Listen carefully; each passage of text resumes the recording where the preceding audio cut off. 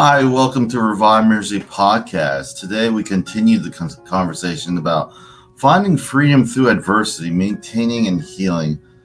Sounds counterintuitive, actually, but healing through adversity seems sometimes, I've found the biggest moments in my journey and some of my peers is going through some of that pain because some of the healing sometimes needs to start that way. I have a new guest. Her name is Grace, all the way from what? Is it Deutschland? I don't know. Yeah. Yeah, there we go. There we go. Hold on. There you go. I'm messing everything up. Okay, from Deutschland. Welcome. So we've been trying to record and we had scheduling issues, but I'm so glad that we're able to make it work. Thank you, Grace. Me too. Thank you for having me. I just want to tell those who are watching, in the U.S. at least, we have the 1-800-273-8255 National Suicide Prevention Lifeline. But wherever you are, at whatever around the world, I encourage you to find what is available in your area, especially if you're in crisis.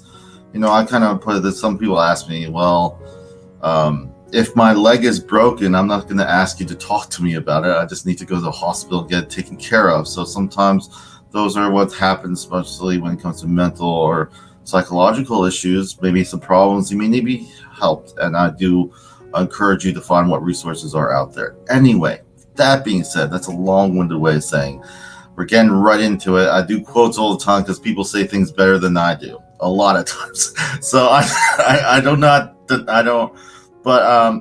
like to start off to kind of get our conversation going. It's from Rachel Naomi Rem, and then she says it this way: healing may not be so much about getting better as about letting go of everything that isn't you, all of the expectations, all of the beliefs, and becoming who you are. What comes to mind when you hear this quote, Grace? Wow, good quote to start on. Yeah, I know. Yeah, I think it really is about letting go and trusting the process more than pushing it to happen, because the more you push healing to happen, it doesn't, in a way. You kind of have to admit to it yourself and let go of all these expectations and beliefs and pressure on the outside and allow yourself to become who you are, essentially. Yeah. I'd like to use the word process. A lot of people don't think about that enough. Healing is a process. It's not like and for me, especially, we could get super busy, especially nowadays. Even with COVID-19, we find ways to make our lives even more busier and busier. And sometimes we attach our value to that. We attach how successful, how valuable on how busy we are. I'm kind of going down this thread because a lot of times when it comes to, like, we're reading this quote, we're not human doings, we're human beings, which means that we're becoming something. We're not a bunch of human doings. And I think we lose sight of that because there's time for rest. There's time to to actually have that safe space, have those moments of pause in your life that can be detrimental to your healing. I just want to, give you an opportunity to share a little bit about you, and you're new to this podcast, and anything. What makes you passionate about this kind of general subject about holistic recovery and helping people, or anything you want to share with those who are listening as we continue on this topic of finding freedom through adversity? It sounds kind of, like I said, counterintuitive, but I think it is very much sometimes the only avenue, at least from my experience. So I'll leave it up to you, Grace. Anything you want to share about your story and why do you do what you do? What's your why, in a way? What's my why? Oh, that's such a good question. Yeah, so I'm a yoga teacher, writer, author, and a well-being coach. And so I help people find peace within. That's kind of my main motto, or my main purpose, let's say. But recently I just went through adversity myself. That's why I thought it would be quite timely to come on the show, because I went through a lot of mental health issues that I hadn't actually ever been through before. It was at the end of last year. that I went through a psychosis. For those who are listening that don't know what that is, it's kind of like when you go through a panic, and it's like a mental breakdown, let's say, and you kind of have delusions of what's real and what's not real. You feel like you're being followed or listened to. You maybe hear voices. So it's quite a panic-stricken cause of like a breakdown, let's say. And so when I went through that, a lot of things happened where I just didn't feel like I was worthy. I felt lost, completely lost. Even though I have a big faith in God, I still felt like, why am I here? Like, what am I doing here? All of those questions that pop into our minds, you know. And so, yeah, it was a really hard time. I'm still in a day clinic for it, actually. So kind of getting through it day by day. And so to those who are listening, I'm still a writer, still doing what I do. And I guess you could say my purpose has come back to me. It's kind of actually led me to have more of an understanding for people with mental health issues now, because I've gone through it myself. So I feel like maybe it's kind of like a gift from God that I've had the opportunity to go through such issues so that I can be on the same level as those people that I want to help as such. So yeah, that's a bit about me and where I am right now. I want to say thank you. It's always, it is hard to kind of share sometimes. These things are very intimate, but at the same time, when it comes to mental health, a lot of times, I do appreciate when it comes to recovery that you kind of mentioned subtly, it's a journey. It's not, there's seasons of recovery, and you're brave enough to share that earlier this year that you had psychosis, and everyone who struggles with mental health, I'm a peer, I struggle with mental health and all this stuff. It's different for everyone. Approaches are different for everyone, and I'm a faith leader in my church, and I understand the struggles because the tactlessness sometimes, and it's just scary. There's a lot of fear when the family members or people see someone that they say, well, they did everything they need to do in church, so what happened? You know what I mean? These kind of things. But realistically, we are people who need a lot of healing. Whether it's spiritual, mental, or physical. And sometimes we want shortcuts. And that's basically what this month's about in some ways. This theme is that sometimes the process is the healing. Sometimes it's just going through those days. Sometimes it's not about those big steps to recovery. Sometimes it's just saying, today didn't work out, Grace, but let me try again tomorrow. That's it. Some days are like that. Some days are bigger steps. But I do want to commend you for your courage coming on. I know it is scary. I myself work with clients myself now. I'm in that field, and for me, what I learned is a lot of times, especially myself, thinking back, even today, is I just don't feel like I'm heard. I may have a lot of things in my mind I want to share. I want people to understand, but it just doesn't translate. And especially when you're going through those crisis situations, it can be frustrating and kind of discouraging. But I want to say you're on the right track in the sense that you understand that recovery is not just 1, 2, 3. That it's a process, it's a long journey. I just love your approach, at least as you continue to go through it, and as I go through, and all those who are listening are going through, that recovery is a process, and there's no rush. I remember I said becoming, but this is a quote I want to share right now. It says, the major value in life is not what you get, the major value in life is what you become. You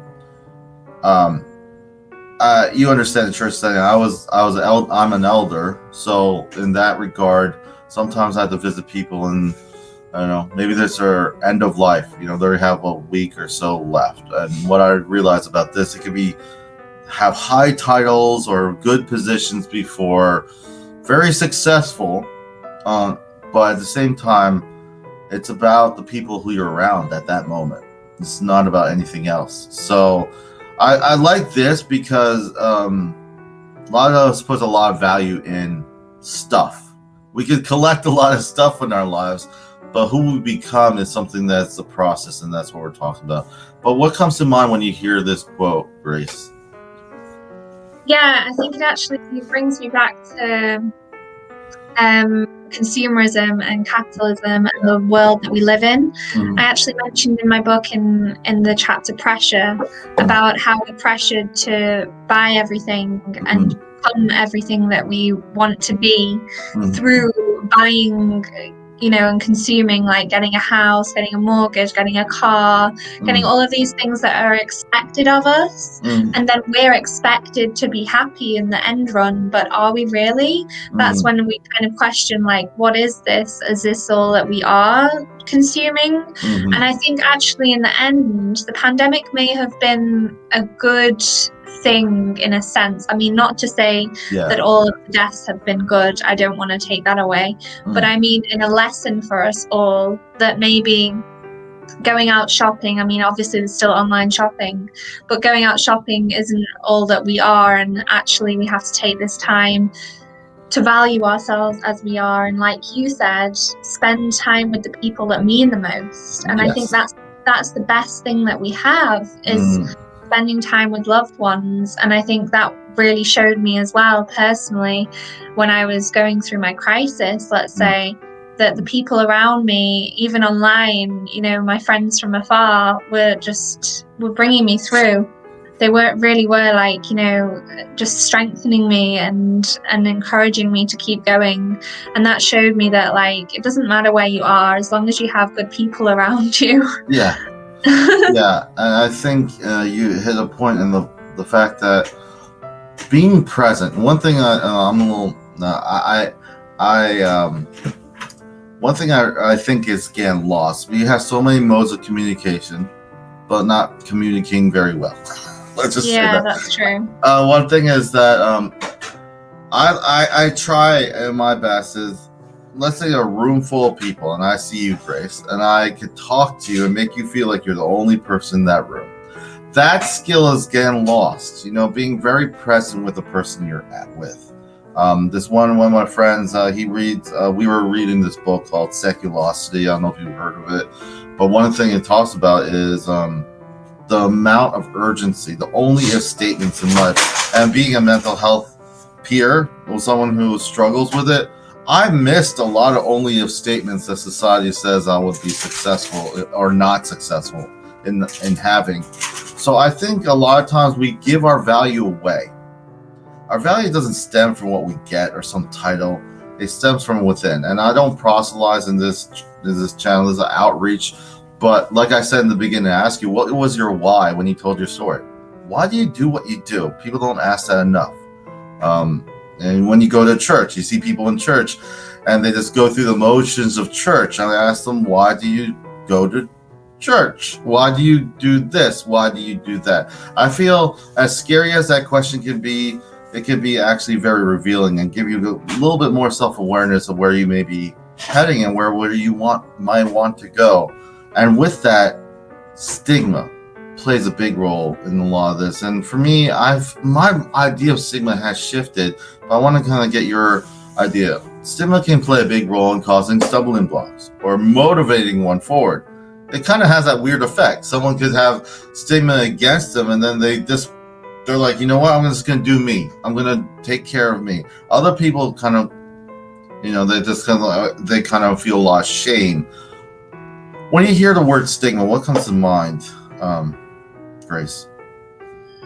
I guess what comes to mind primarily is, I think, like you said before, the stigma of always having to be on the go, like the human doing. And if we aren't, then we feel shame, we feel pressured, we feel fear, we feel all of those negative emotions that can then bring us down even more. And I think the way that you handle it, the way that you handle this on-the-go society that's always wanting to push you and keep you going as much as you can, is to look within and find your peace within. And I guess that's also, like my purpose, like you were saying, like we all have it within us to be able to stay calm, but it's hard when you listen to the outside pressures that are like the stigma that is, you have to be going, you have to be doing all the time.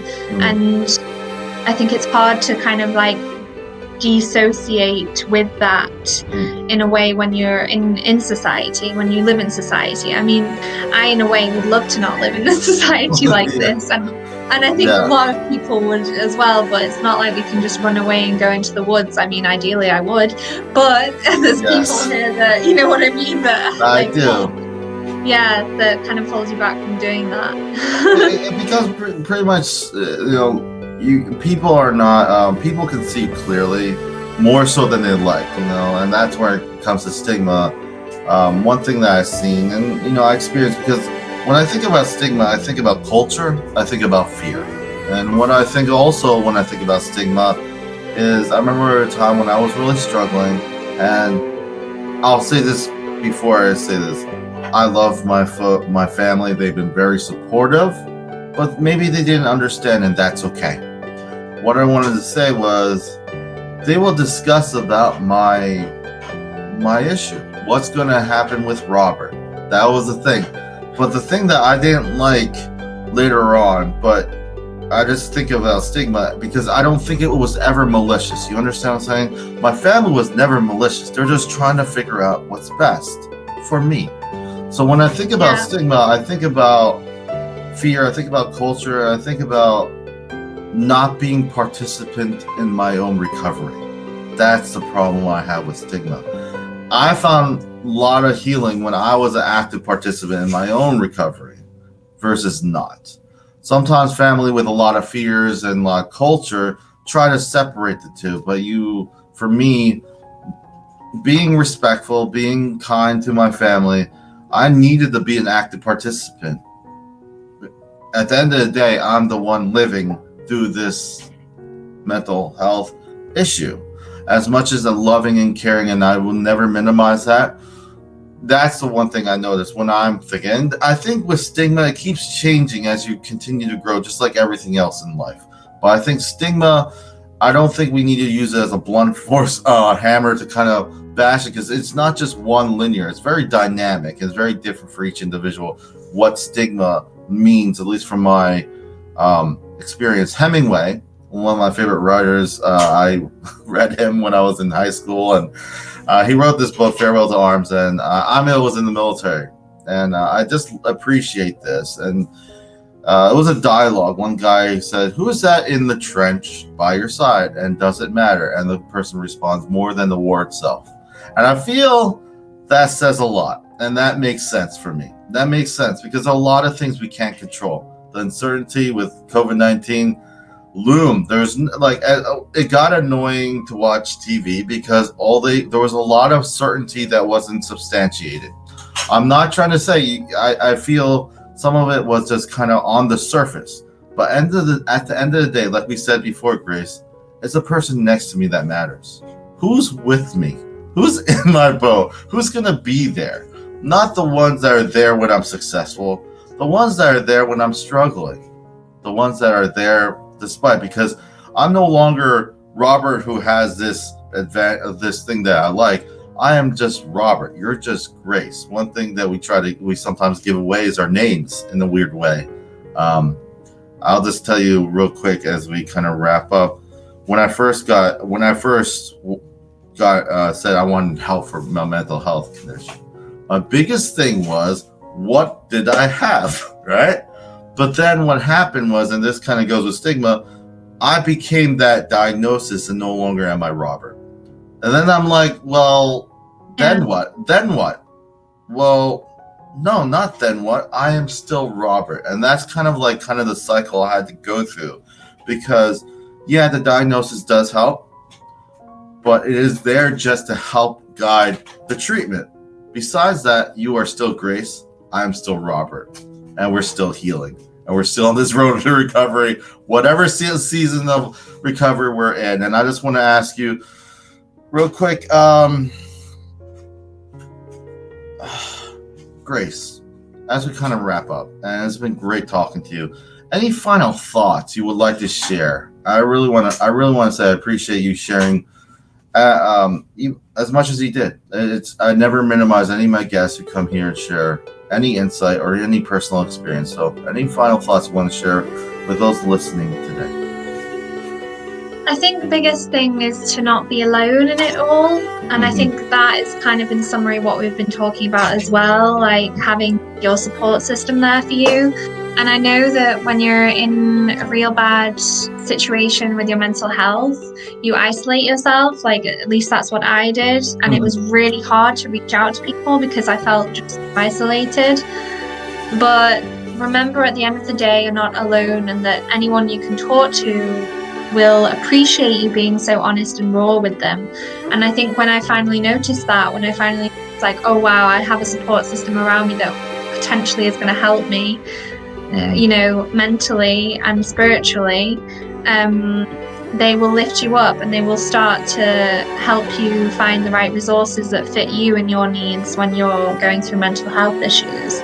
So never feel alone in it all. And God is always there for you. And I think even then, like, you just trap out everything around you. I mean, that's very common with mental health issues, is that you just like kind of push everything away.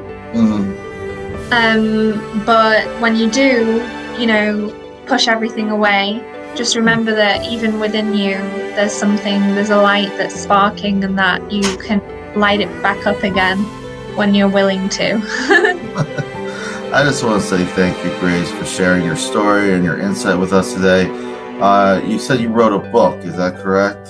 It is, yes. So all that information I will put in the notes for those listening. Nice. If you want to check out what Grace is up to. I always want to share with those who are listening again. You can find out all new updates on Revive Ministries from ReviveMinistriesFL.com. It's our website. We're on Facebook, Instagram, and YouTube, but it's easier just to find new updates on this platform. Either way, I just want to leave you with one last quote. Saying goodbye from J.K. Rowling. Those who are Harry Potter fans, she says, numbing the pain for a while will make it worse when you finally feel it. Nice one.